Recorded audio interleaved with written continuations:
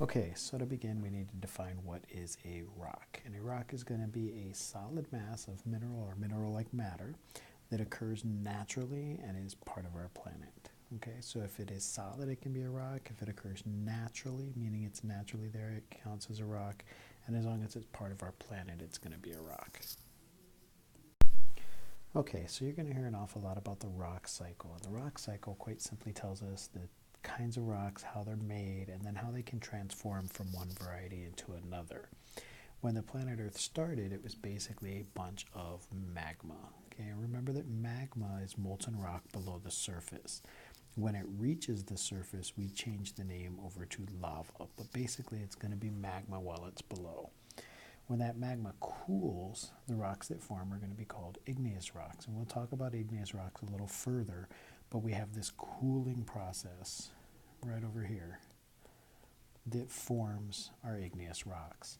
Now, our igneous rocks can go through weathering and erosion, okay? And the weathering and erosion will break it down into smaller pieces. Those smaller pieces we're going to call sediment, right? And sediment goes through the process of compaction and cementation, and that's how we get our sedimentary rocks. So now we can have our magma and our melting process that forms the magma. It'll cool out, form this igneous rock, and then it goes through weathering and erosion, and then through compaction and cementation, and that's how we get our sedimentary rock. Now if we bury a rock, if it gets buried below the surface, then we can expose it to an awful lot of heat and pressure. And this heat and pressure can cause the rock to change. And when we get a changed rock, something that's totally new, then we end up with what we call metamorphic rocks. Okay, so now our metamorphic rocks, if it's under the ground, if it gets exposed back up to the surface, then our metamorphic rock can then go through this way, go through weathering and erosion, and it can become sediment, can become a sedimentary rock again. That sedimentary rock is pushed underground, but this time instead of metamorphosizing, it melts back into magma. Then it can cool off and it can become an igneous rock. So you can see how all of these steps are interrelated. We can go from one type of rock to the other at any way. There's different pathways. They go through the same processes, so they always have to melt and cool to become igneous rock. They're always going to have to be applied heat and pressure to become a metamorphic rock. And then they'll always go through weathering and erosion to form sediment, and then compaction and cementation to form sedimentary rock. So the rock cycle, when you understand that, you understand the origins of the different types of rocks, and we'll talk about those different types of rocks a little bit later on in this unit. Okay, so now that we understand the rock cycle, where does the energy come that allows the rock cycle to work? Most of the energy in the rock cycle is going to come from the center of the Earth, from the heat that's generated by the core of the Earth. This heat is going to be what melts the rocks down into magma, and then allows that magma to cool off afterwards and form igneous rock. But the heat's also that heat that's going to be applied to rocks with additional pressure of being underground, so that we have our metamorphic rocks. When we get to sedimentary rocks, we have a little bit of help from the sun over here. What the sun will do is the sun drives our weather conditions, which can cause the weathering and erosion. So we'll see that the sun provide a little bit of energy for our sedimentary rocks.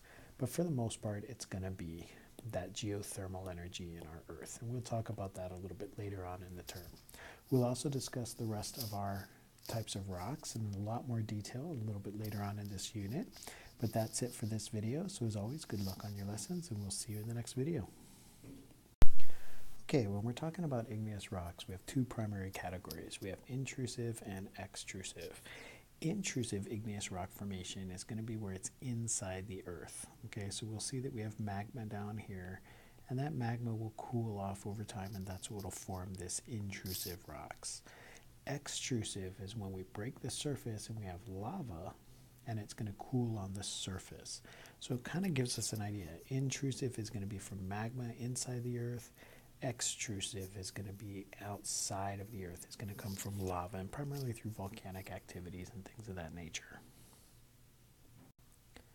All right, now that we know where the igneous rocks are formed, whether they're inside as intrusive or on the surface as extrusive, we can now take a look at texture, and we can determine from it, it kind of gives us a way of categorizing it a little better.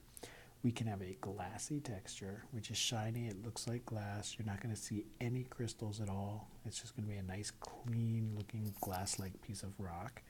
We can have some that's going to be fine-grained, where you can have microscopic little crystals, okay? Or it can be coarse-grained, where you'll have these larger interlocking crystals, and you can see those with the naked eye. And then we can have this porphyritic texture. The porphyritic texture is defined as rocky roadish kind of, and that's going to mean that it's going to have a little bit of these coarse grains in here that you can see, but you're also going to see a bunch of little smaller crystals as well. So it's kind of like a mixture between the fine and the coarse grained. Now, these textures can be explained kind of how we have it cooling off of this molten material to form the igneous rock. If we start first with our extrusive, and we realize this, if we take this rock and we throw it out into the atmosphere, or dump it into water, or set it down, it's going to cool a lot faster. So when you have an extrusive, it's going to be rapid cooling. So if it's rapid cooling, what that means is that there's not enough time for large crystals to form. So that's how we end up with our obsidian here that has no real crystals, or your basalt, which is going to have these tiny little microscopic crystals. Okay, so there's tiny little crystals in there, but it's because it cooled off so much faster, and that's what's going to give us our smaller crystal textures. Conversely, if we have our magma here trapped in the earth is going to work like an insulator, and it's going to cause this to cool much slower. Because it cools much slower, we can look over here and we can see that we have these larger crystals in here that we can actually see them out. They're individual different crystals. So this slow cooling will allow for larger crystals to form. So that's kind of how we can determine, not only based on where it forms, but the size of the crystals is how long it took to cool. Slow, long cooling is going to have larger crystals. If it's rapidly cooled, you're not going to have time for that crystal growth to happen. So when we talk about the composition of magma, we're going to talk about three different classes. The first one is going to be this granitic over here. The granitic are going to be formed from these lighter colored elements, these lighter colored minerals, and it's only going to be about 10% dark silicates. So your granitic ones are going to be lighter in coloration. Now the opposite of that are going to be these basaltic ones over here. These are going to be the darker colored minerals, and there's mostly dark silicates. So we're talking about like 80-90% dark silicates as opposed to only 10% of the granitic. And then we have the third term here, this andesitic, which is going to be in between these two. So we can have our light colored ones that will form out, and then we can have our darker basalt rocks that are going to be a lot darker. And then in between, we just lump these together and call them andesitic. So when we're talking about composition, that's what we're looking at. How much of it is going to be these dark silicates, and that's how we name them. So in summary, when we're talking about classifying igneous rocks, we want to start with where they were formed, and that'll determine whether it's intrusive or extrusive. But then we can look over here, and we can find the texture, and then we can also find its composition. Now its composition will tell us what we have. Remember, we talked about the granitic being lighter in colors, the basaltic being darker, and the andesitic kind of in the middle. And we can see the dominant minerals that are going to form here. Then we can talk about how it cooled, how it was this cooling process, and that'll give us an idea of the texture. And then down here we can see this dark minerals, and we can see about what we're talking about. So you remember we said granitic is going to be lower in minerals from about 25% to 0. Basaltic is going to be about 45 to 85%. Okay, and then we can go from there.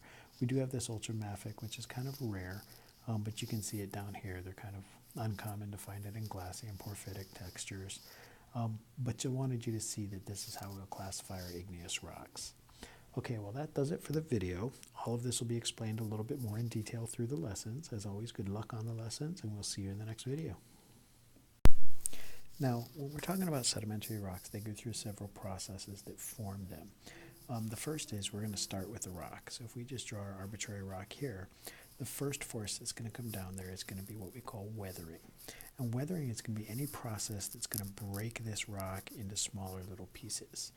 Okay, and it can be one of two things. It can be either a physical weathering process, which would be like being broken, dropped, cracked, smashed, things of that nature, or a chemical weathering, which will break it down using chemicals. Like if you had acid coming down on a carbonate rock, that would dissolve it down and it would break it up that way as well. Once we have this weathering, then we talk about erosion. And erosion is going to be a little bit of this weathering we continue with, but it's also the removal of it. And our agents of erosion are going to be these guys here, this water, wind, ice, or gravity. So water, meaning if we put it in a stream and it was flowing through that way, that would move that rock and those little bits of sediment from one place to another. Wind, same thing if it's blowing through there. I'm sure you've been to the beach and felt the wind blow across the sand and you can feel the sand hitting you. That would be wind erosion. You could have ice being moved by a glacier or gravity just simply rolling down a hill. Now, from there we get to deposition. And deposition is quite simply it's depositing this sediment. So as the energy slows down, then these little pieces are going to fall out. Normally it's done by size. So the larger pieces will drop down first and then so on and so forth till you get to the tiny little ones. Once you have this collection of sediment here, then it goes through two different processes. The first is going to be compaction. And compaction is where we're going to apply pressure, and that pressure generally happens on several different fronts. And what it's going to do is take all these sediments and squeeze them together. Okay, and it kind of takes away the spaces in between and squishes them together and forms it a little bit more of a dense, hardly packed thing in there. And then finally we go through what we call cementation. And cementation is where we deposit other minerals in between here, and that's going to help glue these little bits of sediment together, so to speak. And what we end up with is a brand new rock, and that'll be a sedimentary rock. So to form a sedimentary rock, we start with an original rock here. We go through weathering and break it up. Erosion, we can move it from one place to another. Deposition is where we lay it down into these layers. They get compacted and squished together, and then we cement them together with dissolved minerals. And that's how we form sedimentary rocks. Now we have two basic types of formation, but we're going to talk about three of them here. The first is what we call clastic. And clastic is like the classic, what we expect of sedimentary rock, and that's when it's made up of weathered bits of rocks and minerals. So things like sandstone, where you have a rock that's been broken down and it kind of comes into these itty little pieces of sand. If those get compacted together and then cemented together, we form sandstone. So clastic is where it's made of little rocks and minerals. Now the second type is chemical, and chemical is where it's going to be dissolved minerals that are going to precipitate from a watery solution. So that's where the minerals are there and the water kind of leaves it, and as the water evaporates out, it leaves the minerals behind, and we get those types of rocks that way. And then finally, the really weird one here is biochemical. And biochemical is where it's going to be made of shells and skeletal remains of organisms. And that's where it's a little different. Remember we said rocks are going to be primarily inorganic? Well, here we're starting to see some that are forming from organic materials, the leftover shells and skeletal remains. So let's take a look at the clastic sediments first. Clastic sedimentary rocks, remember these are broken up rocks and things like that that have been pressed together. We organize them by their texture, and that texture is going to be the grain size. So if it's larger than 2 millimeters, it's coarse, and then you can see we have medium, fine, and very fine as well. Now the sediment that it comes from, for these guys here, it's going to come from gravel. So if it's over 2 millimeters in size, we call it gravel. If they're rounded fragments, we end up with conglomerate. And if they're kind of angular and sharp fragments, then we call it breccia. Okay, so large texture, these we're going to end up with conglomerate or breccia, depending upon the shape of the fragments of the gravel. Now we have this medium here, we call the sediment sand, and that's how we make sandstone. We can have fine, which is found in mud, and that's going to be siltstone. And then we can have this very fine down here is how we make our shale. Okay, so these are going to be broken up bits of rock. That's what forms the sediment. The size of the sediment is going to give us our texture. Okay, and then we have what we have here. All right, so that's our clastic sedimentary rocks. Okay, next up are our chemical sedimentary rocks. And our chemical sedimentary rocks, we're going to look at composition. What is it made of? And that, looking at texture, is going to give us a clue, and then that'll give us our names. So if we start with this calcite, this calcium carbonate, we notice that if it's crystalline form, we can have limestone. But then take a look down here. These are our biochemical ones. And our biochemical ones come from living things. And we can see that all of these are going to have shells inside of them. So we can have coquina, which is what we call it when we can see the shells and the shells fragments. They're kind of loosely cemented together. You can kind of break out the shells that way. Limestone, it's going to have various size shell and shell fragments that's going to be bonded together with this calcite cement. And then we can have chalk, and chalk is going to have microscopic pieces of these shells and clay. Now, if we look down at some of the other ones, we can have our quartz here, we can look at gypsum here, we have our halite, which is going to be our rock salt, okay? And then we can have down here, we have altered plant fragments. And primarily when we're talking about that is when we're going to be talking about making our coals. And we'll talk about that in the lesson a little bit more. Okay, so that ends our video on sedimentary rocks. As always, good luck on the lessons and your quizzes, and we will see you in the next video. So for metamorphism to happen, we're talking about two things. We're talking about applying heat and pressure. Okay, so now where are we going to find these things? Well, pressure is going to happen the further down we go below the surface. That's going to add this pressure. And then heat, we're going to get a lot of it from this idea of magma. So we can have regional metamorphism and then contact metamorphism. Contact metamorphism is where it comes in contact. So if we take a look over here, you can see that we have this magma coming up, and along this edge here where this heat's going on is where we're going to start seeing this variation, this metamorphism happening here. So we have the heat there, the pressure of the upper rocks pushing down onto it. We'll see that occurring. We can also have regional metamorphism, and that's where we see two plates coming together, two plates interacting along a fault system. And that's where we're going to have a lot more pressure, and that pressure is going to generate some heat. So we might not have this magma intrusion that we see here for contact metamorphism, but we're still going to have this super pressure here, and then we'll have the heat as well from the center of the earth. Okay, so let's talk about what causes metamorphism. If you remember with metamorphism, what we're talking about is starting off with one rock, and it's going to apply heat and pressure, and that's going to form it into a new rock. So it's going to change, and there's chemical reactions that are going to occur so that this original type A rock here is going to go through these reactions and form this new rock, this new metamorphic rock here. So these are metamorphic rocks. So what causes these things? Well, the first one's going to be heat. Heat is most important. It's going to drive the chemical reactions. As we heat this rock up, the particles are going to move faster, and that's going to allow them to interact and cause these chemical reactions to form this new metamorphic rock. So heat's going to cause the reactions. We can also apply pressure or stress, and what that's going to do is here we're going to have these space in between these different minerals. When we apply this pressure to it, what it causes is all these particles are going to get closer together. And as they get closer together, sometimes they'll start to react that way, and that's how we can form a new metamorphic rock. And then finally, we have these hydrothermal solutions. And the hydrothermal solutions are going to be really hot. That's where they'll get a little bit of heat. And they're going to be under pressure, and they'll cause that as well. But this will cause it kind of to cook or to boil or something of that nature, and that's how we get these other metamorphic rocks forming that way. So our agents of metamorphism are going to be heat, pressure, and these hydrothermal solutions.